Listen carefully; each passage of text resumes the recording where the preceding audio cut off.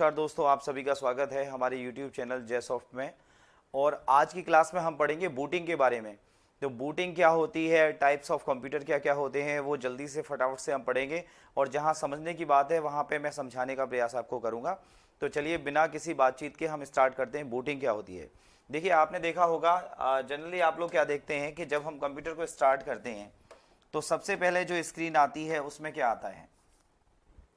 तो सबसे पहले जो स्क्रीन आपके सामने होती है वहाँ पे क्या लिखा आता है, विंडोज़ लिखा आता है। ये विंडोज़ लिखा आता है और वहाँ पे क्या चलता है, टिक टिक टिक टिक टिक टिक, इस तरीके से एक प्रोग्रेस बार आपको दिखाई देता है। अब क्या होता है, हम लोग ये सोचते हैं कि ये इतना टाइम क्यों लेता है और ये लिखा हुआ क्यों आता है, इतना टाइम क्यों लेता है।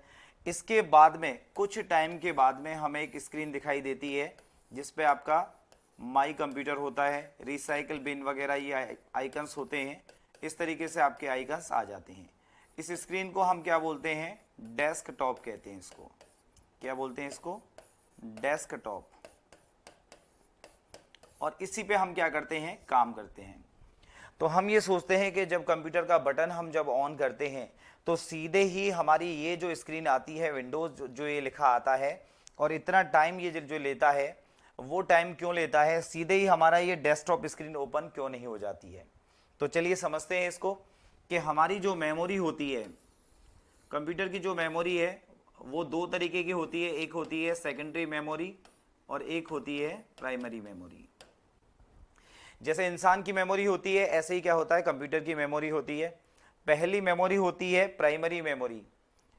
एग्जाम्पल क्या है इसका, रैम। दूसरी मेमोरी जैसे आपकी क्या है, हार्ड डिस्क। ठीक है। सेकेंडरी मेमोरी जो होती है वो क्या होती है, स्थायी होती है। अगर आपने कुछ भी इसमें डाला तो वो परमानेंटली सेव हो जाता है, आप उसको 2 साल 4 साल बाद भी उसको देख सकते हो। ये जो होती है ये क्या होती है, अस्थायी होती है। मतलब आपने जो कुछ भी इसमें डाला है, सेव किया है, जब तक लाइट ऑन है तब तक वो आपको मिल जाएगा। लाइट ऑफ होते ही वो आपका मैटर जो है वो क्या हो जाएगा, उड़ जाएगा। ठीक है। अब ये जो विंडोज ऑपरेटिंग सिस्टम है ये क्या करता है, पूरे सिस्टम को कंट्रोल करता है। आपका जितना भी काम होता है वो सब काम कहाँ चलता है, रैम में चलता है। रैम जो मेमोरी होती है, आपका पूरा वर्कशॉप है, मतलब आपका जो काम है वो सब कहाँ पे चलता है, रैम में चलता है। इस पूरे काम की मॉनिटरिंग कौन करता है, देख रेख कौन करता है, वो करता है आपका ऑपरेटिंग सिस्टम, जैसे कि विंडोज। ठीक है। अब ये विंडोज ऑपरेटिंग सिस्टम कहाँ पड़ा रहता है, यहाँ पे होता है, हार्ड डिस्क में होता है। जैसे ही आप बटन ऑन करते हो तो आपका ये विंडोज ऑपरेटिंग सिस्टम लोड होकर कहाँ पे जाता है, यहाँ पे जाता है। ठीक है, कहाँ पे जाता है, प्राइमरी मेमोरी में। प्राइमरी मेमोरी का मीन्स क्या होता है, रैम। अब रैम का साइज जितना ज़्यादा होगा एप्लीकेशन उतनी स्मूथली चलेंगी। एक छोटे कमरे में अगर 10 लोगों को बैठा दिया जाए तो वो काम कम करेंगे, मतलब उनको जगह नहीं मिलेगी, वर्किंग एरिया नहीं मिलेगा। एक बड़ा हॉल है, 10 बच्चे बैठे हुए तो आराम से खेल सकते हैं, जा सकते हैं, इधर उधर घूम सकते हैं। तो आप ये माने कि रैम वो जगह है जहाँ पे सारी एप्लीकेशन, सारे प्रोग्राम रन होते हैं। तो जितना ज़्यादा रैम का साइज होगा उतना स्मूथली आपकी एप्लीकेशन और आपके प्रोग्राम वर्क करेंगे। ठीक है। अब जैसे ही बटन ऑन करते हैं तो आपका विंडोज ऑपरेटिंग सिस्टम क्या करता है, सेकेंडरी मेमोरी से प्राइमरी मेमोरी में क्या होता है, लोड होता है। और जितना टाइम इसको लोड होने में लगता है उतने टाइम तक यूजर को ऐसा नहीं लगे कि कंप्यूटर हैंग हो गया या जाम हो गया है। तो वहां पे आपको प्रोग्रेस बार से ये बताया जाता है कि आपका Windows operating system secondary memory से प्राइमरी मेमोरी में लोड हो रहा है। मींस स्थायी मेमोरी से अस्थायी मेमोरी में लोड हो रहा है, मींस हार्ड डिस्क से रैम में लोड हो रहा है। अगर ये लोड नहीं होगा तो क्या होगा कि यहाँ पे जो भी काम चल रहा है उस काम को संभालने वाला कोई नहीं है। ऑपरेटिंग सिस्टम एक ऐसा सिस्टम सॉफ्टवेयर होता है जो सिस्टम के लिए जरूरी होता है। सिस्टम की जितनी भी एक्टिविटीज होती हैं सबको मॉनिटर करता है, मैनेज करता है। डिस्क मैनेजमेंट, फाइल मैनेजमेंट, इसके अलावा आपका प्रोसेस मैनेजमेंट, जितना भी मैनेजमेंट होता है वो सारा का सारा मैनेजमेंट कौन करता है, आपका ऑपरेटिंग सिस्टम करता है। ठीक है। अब अगर ऑपरेटिंग सिस्टम प्राइमरी मेमोरी में रैम में लोड होकर नहीं जाएगा तो यहां जो काम चल रहा है उसको मैनेज कौन करेगा। ठीक है ना। ये दूसरी चीज क्या है, इसके अलावा मैनेज करने के अलावा जो भी कमांड आप देते हो, हम लोग यूजर जो कमांड देते हैं कंप्यूटर को, तो उन कमांड को हमारे सिस्टम से कैसे एग्जीक्यूट कराना है, किस तरीके से एग्जीक्यूट कराना है, वो सब कौन करता है? हमारा ऑपरेटिंग सिस्टम करता है। तो ऑपरेटिंग सिस्टम यूजर से कमांड एक्सेप्ट करता है और उनको क्या करवाता है? कमांड्स को एग्जीक्यूट करवाता है। ठीक है, तो इस वजह से क्या है कि ऑपरेटिंग सिस्टम इंपॉर्टेंट है। तो देखिए इसमें क्या होता है कि आपका जैसे ही बटन हम ऑन करते हैं तो आपका यहां से ऑपरेटिंग सिस्टम कहां पे जाता है? प्राइमरी मेमोरी में जाता है। मान लीजिए यहां पे कोई ठेकेदार, यहां ठेकेदार है कोई और उसका घर यहां पे है, ठीक है, और यहां कहीं पे सड़क बन रही है, तो जब तक ठेकेदार लोड होके यहां पे नहीं जाएगा मजदूर ढंग से काम नहीं करेंगे, क्योंकि संभालने वाला, ऑपरेट करने वाला यहां पे है और मजदूर काम कर रहे हैं यहां पे। तो जैसे ही बटन ऑन होगा तो ये ठेकेदार लोड होके कहां जाएगा? यहां पे जाएगा और सब लोग अपना अपना काम चालू कर देंगे और इसके निर्देशन में ये काम करेंगे। ठीक है ना, तो इसका यहां से लोड होके वहां जाना जरूरी है। ऐसे ही विंडोज ऑपरेटिंग सिस्टम पूरे सिस्टम को मैनेज करता है, क्या काम चल रहा है, कैसे चलेगा और काम कहां पे चल रहा है? यहां पे चल रहा है। तो जैसे ही बटन ऑन करते हैं तो विंडोज ऑपरेटिंग सिस्टम जो है, जो भी ऑपरेटिंग सिस्टम होता है, वो सेकेंडरी मेमोरी से प्राइमरी मेमोरी में, मतलब रैम में लोड होके जाता है उस काम को संभालने के लिए। और जितना समय के लिए ये लोड होता है, लोडिंग में जो टाइम लगाते हैं, जितना टाइम लोड होने में लगाता है उस टाइम को हम कहते हैं बूटिंग टाइम।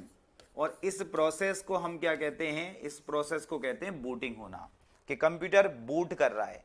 जब तक आपकी स्क्रीन पे ये चलता है विंडोज टिक टिक टिक टिक प्रोग्रेस बार, इसका मतलब आपका कंप्यूटर बूट हो रहा है। बूट होने का मतलब आपका ऑपरेटिंग सिस्टम द्वितीयक मेमोरी से प्राथमिक मेमोरी में लोड हो रहा है, सेकेंडरी मेमोरी से प्राइमरी मेमोरी में लोड हो रहा है, स्थायी मेमोरी से अस्थायी मेमोरी में, मींस हार्ड डिस्क से रैम में लोड हो रहा है। और जैसे ही ये लोड हो जाएगा, मतलब वर्क स्पेस पे संभालने वाला ये ऑपरेटिंग सिस्टम विंडोज यहां आ जाएगा कि इसकी देखरेख में सब कुछ काम होगा, वैसे ही आपका काम स्टार्ट हो जाता है। वो कहते हैं कि डेस्कटॉप स्क्रीन आ गई और अब आप काम कर सकते हो, हमारा विंडो लोड हो गया है।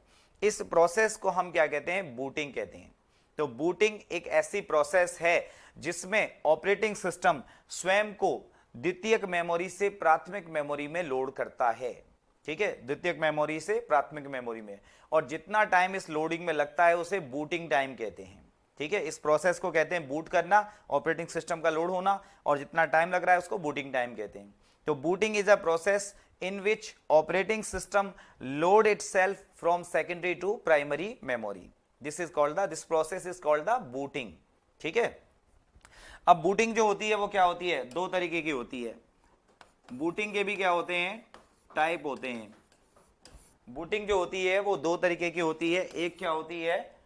कोल्ड बूट, और एक होता है वार्म बूट।